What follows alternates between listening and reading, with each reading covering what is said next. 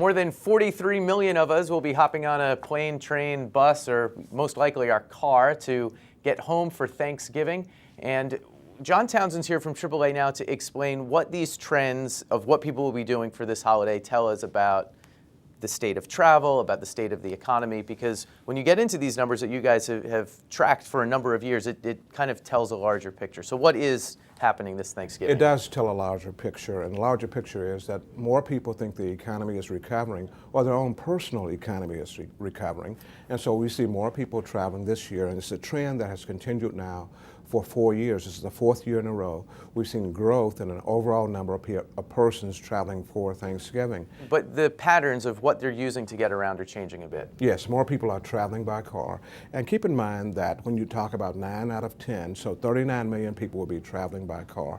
Fewer people will be traveling by planes this year, but more people will be traveling by other modes of transportation, including cruise ships of all things great and small, and also by bus and by train. So the number that strikes, especially in this area, up 14% in other modes of transportation. Well, the car and the flight numbers are relatively static. So that's a big change. That is a huge change. What is that change? Well, it shows us that people are fed up with the long lines and all of the security checkpoints at the airports.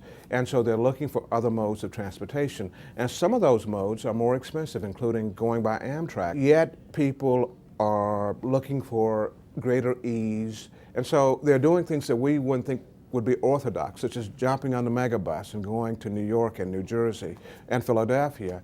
Or they're even spending a whole lot of money and taking cruises this time of year because it's off season and off the peak season. So they're finding tremendous bargains that way. Flights are cheap and yet people aren't flying. Why is that? Well, I think most people were trying to wait it out and see if flights would if the fares would go lower.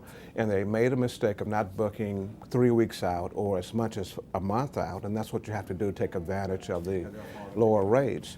So let's look forward to Christmas travel then. You should be booking your flight for now. this week. This week. So 3 weeks in advance is no longer enough. No, the rule of thumb now should be 4 or 5 weeks out to take advantage of the lower fares.